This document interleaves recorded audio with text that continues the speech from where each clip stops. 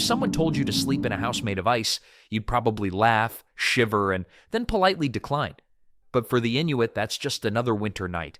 No heaters, no blankets fresh out of the dryer, just pure survival skills that keep them warm in the coldest places on Earth.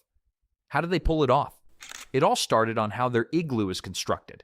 When most people think about igloos, they imagine someone just stacking snow into a dome shape and calling it a day. Kind of like how teenagers clean their rooms by shoving everything under the bed and declaring mission accomplished. But the truth is, igloos are amazing structures that took generations to perfect and have helped the Inuit survive in one of the coldest places on Earth. The secret to a good igloo starts with the right snow. You can't use any snow you find. Inuit builders look for packed snow that has been pressed down by strong winds over time.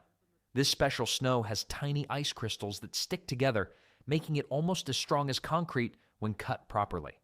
Trying to build an igloo with fresh, fluffy snow would be like trying to build a sandcastle with baby powder. You just end up cold and frustrated. The building process shows how clever these designs really are. Using tools made from bone, antler, or metal, builders cut large blocks from the hard snow. These blocks can weigh up to 60 pounds each, but contain countless tiny air pockets that trap heat. A skilled builder can make a basic emergency igloo in less than 1 hour, while a family home might take a full day to complete. The blocks are placed in a spiral pattern, with each new row leaning slightly inward as the dome gets higher.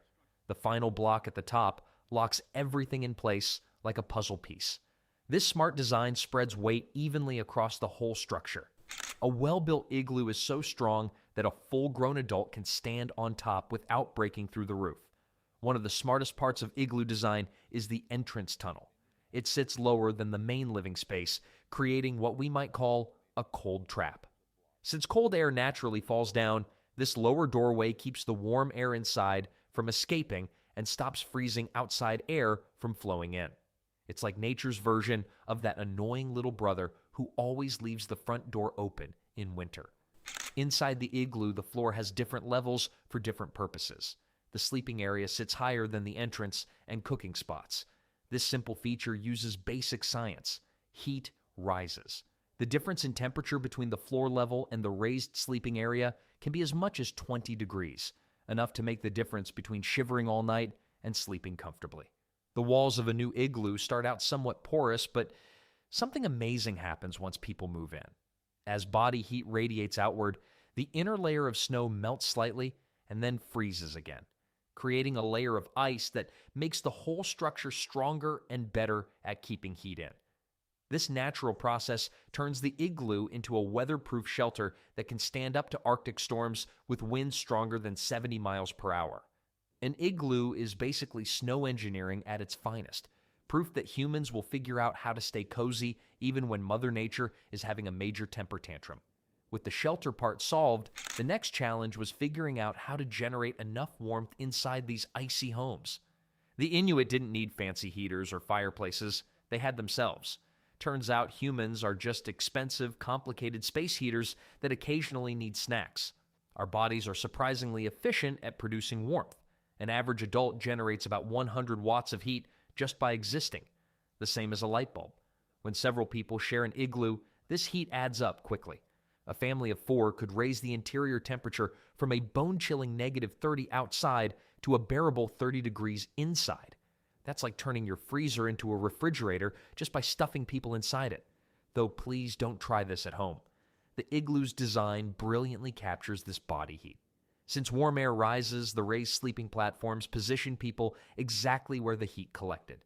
Temperature differences between the floor and sleeping areas could reach 27 degrees, enough to make the difference between miserable and manageable.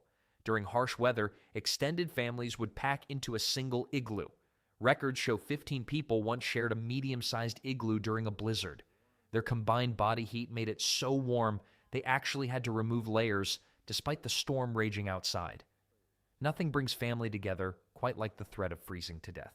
Our bodies have other heating tricks too. Shivering can increase heat production by 5 times our normal output. While uncomfortable, this involuntary muscle dance serves as an emergency heating system. It's like your body throwing an impromptu dance party when you forgot to pay the heating bill. Even breathing helped warm the igloo. Each exhale releases warm, moist air that contributes to heating the space. The Inuit developed special breathing techniques for sleeping, pulling fur hoods tight around their faces with only a small breathing hole. This recaptured exhaled heat while protecting against frostbite, basically inventing the original recycled air system while the rest of us were still figuring out how to make fire consistently. Over generations, the Inuit bodies physically adapted to cold environments.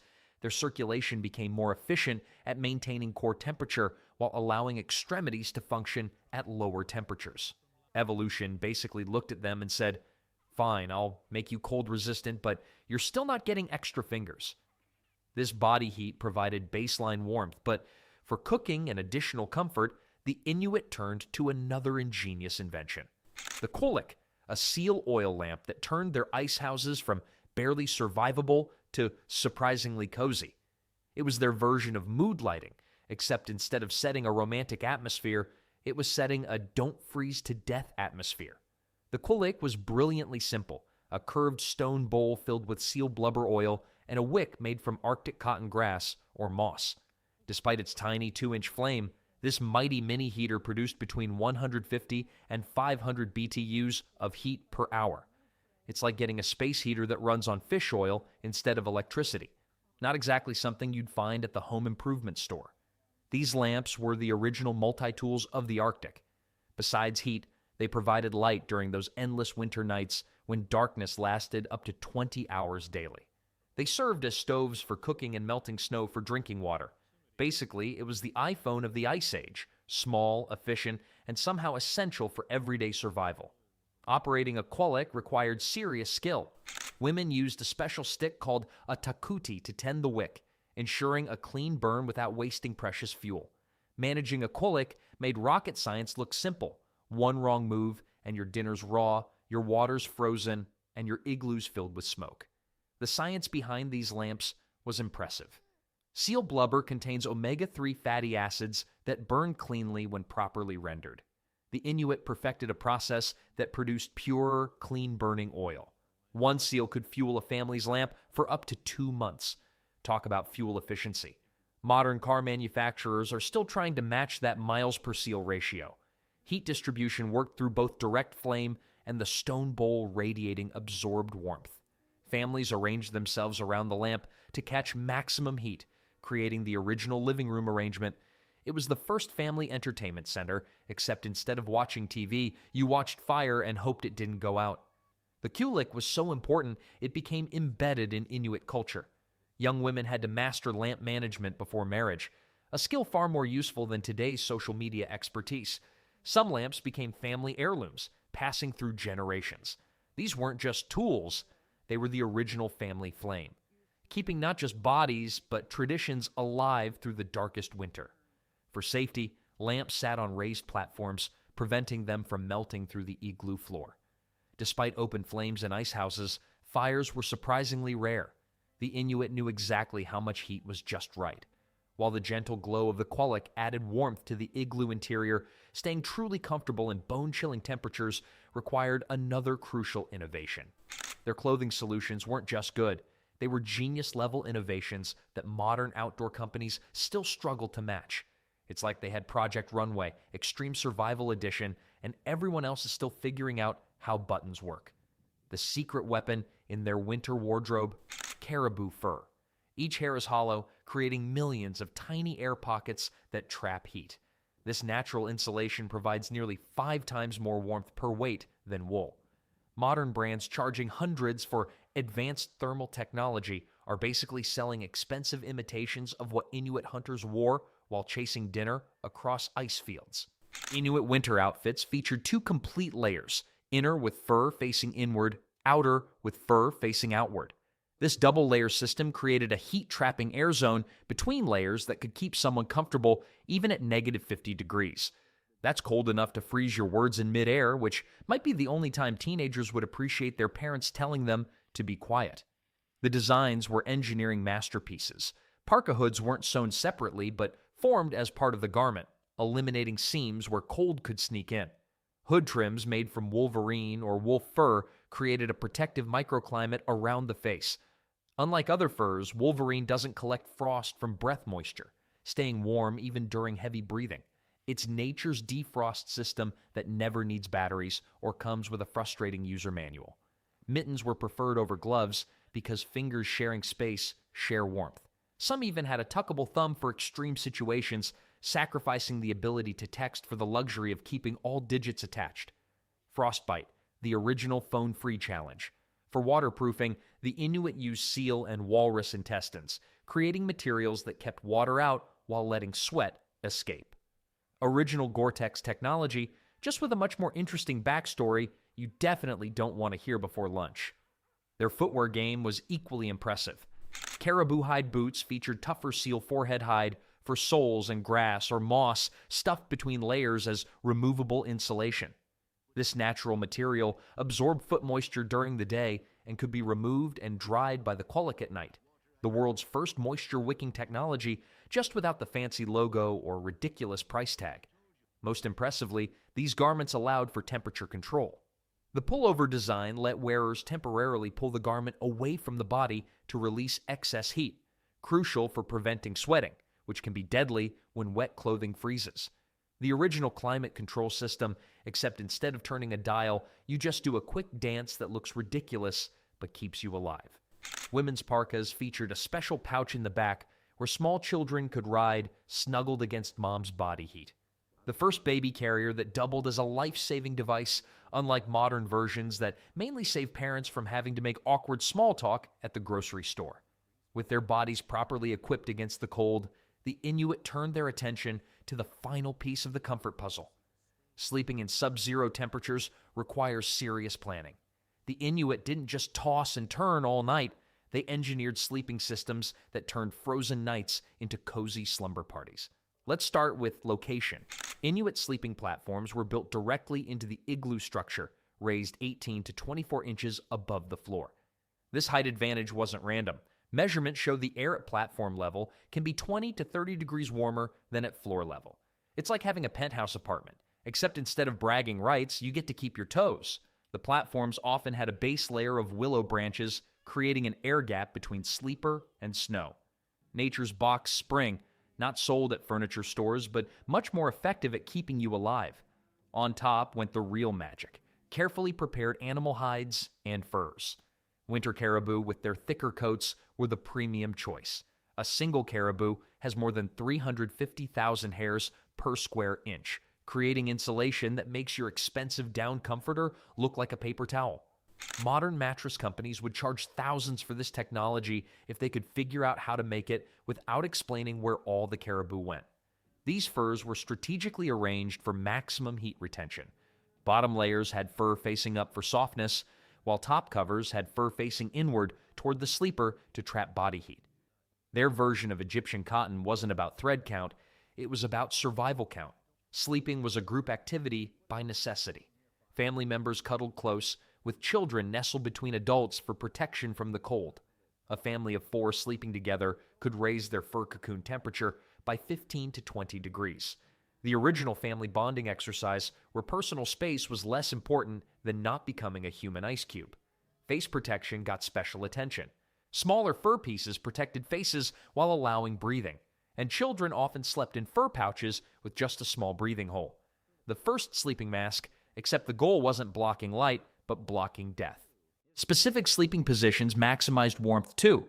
Most Inuits slept in a curled position that reduces heat loss by 30% compared to sleeping on your back. It's like spooning yourself. Awkward in normal circumstances, genius when it's -40 outside. Nobody slept naked either. Lighter inner layers stayed on with special attention to feet. Many wore birdskin sleeping socks with feathers turned inward. These people weren't interested in feeling the bed sheets between their toes. They were interested in keeping their toes. Morning routines were equally strategic. Many warmed their day clothes by tucking them between sleeping furs before getting dressed. This morning routine made hitting the snooze button obsolete.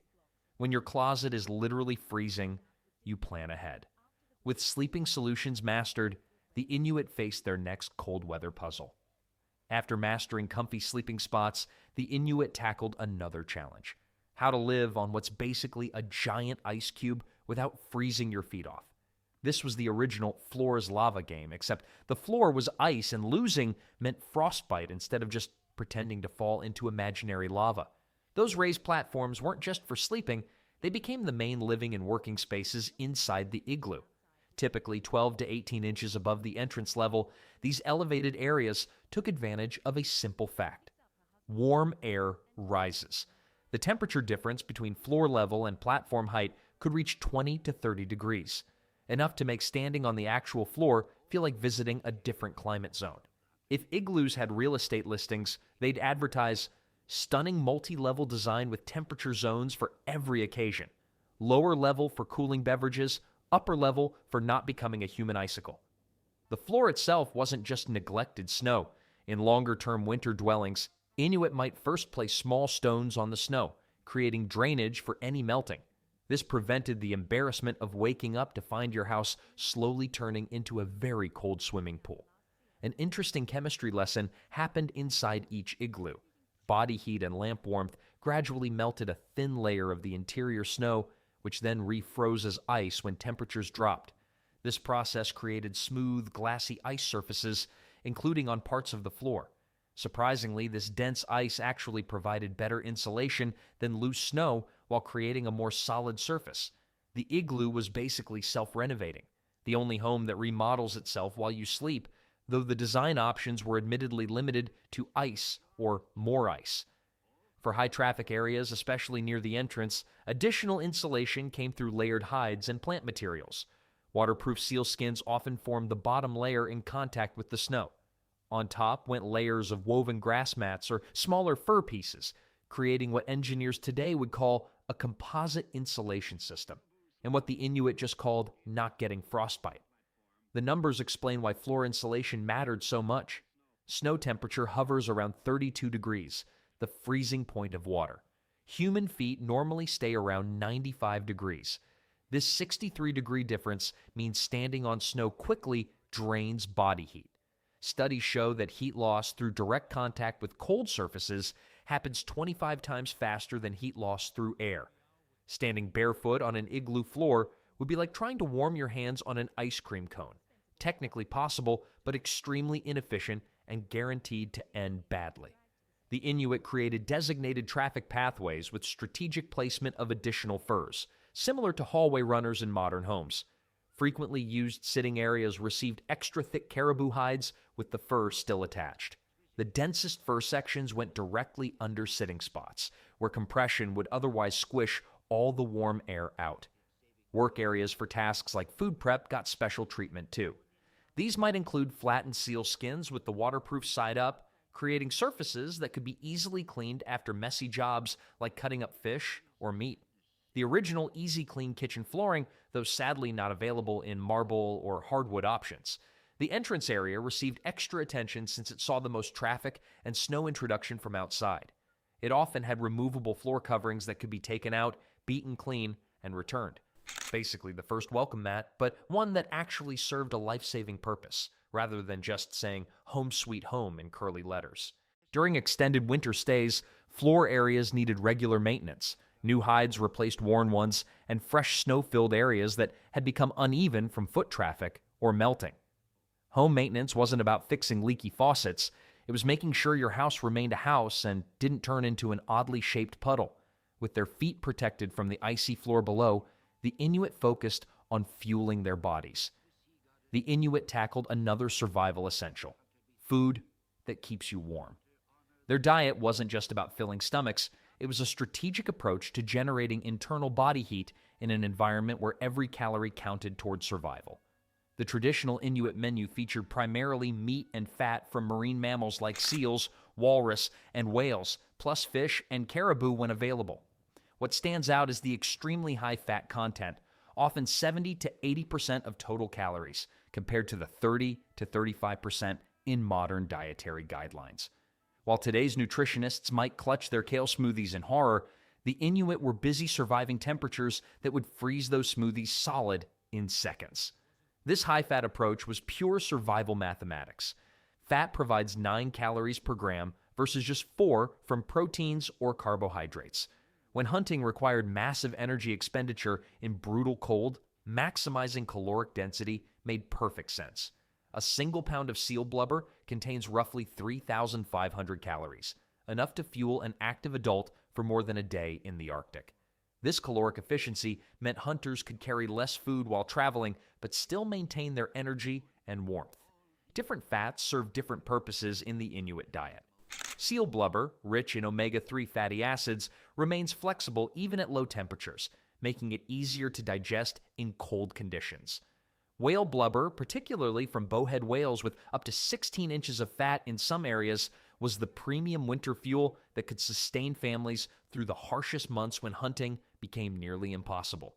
Finding 16 inches of fat anywhere today would probably trigger a health intervention and a reality TV show, but for the Inuit, it was the original premium fuel that kept communities alive.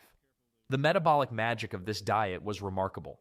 Consuming very high fat with limited carbohydrates puts the body in ketosis, burning fat directly for fuel instead of converting carbohydrates to glucose first. This metabolic pathway generates more heat as a byproduct than carbohydrate metabolism, a process called diet-induced thermogenesis. Studies show fat metabolism increases body heat production by up to 14% compared to carbohydrate metabolism, a crucial difference when surviving at 40 below zero. Traditional meals often featured raw or partially frozen meat called qulliq alongside chunks of fat eaten separately. Raw meat wasn't just cultural preference, it preserved vitamin C and other nutrients destroyed by cooking. A typical meal might include several pounds of meat and fat, delivering between 4,000 and 5,000 calories, more than double the average recommended today. Inuit portion sizes would make competitive eaters look like picky toddlers, but when your daily schedule includes prevent freezing to death between now and tomorrow, supersizing is just good planning. Eating patterns adapted to the environment, too. During hunting trips, the Inuit might consume large amounts of fat in the morning before venturing out, providing sustained energy and heat production throughout the day. This practice mirrors what sports nutritionists now recognize as fat loading for endurance activities in cold environments. The diet even solved hydration problems. Fresh water is scarce in Arctic winters, and melting ice requires precious fuel. The high fat and protein intake produced metabolic water, up to 1 liter daily just from food breakdown. Plus, eating partially frozen meat provided hydration without wasting fuel to melt drinking water. This nutritional wisdom completed their comprehensive cold weather survival system, proving that human ingenuity applied over generations can transform even the most hostile environment into a livable home.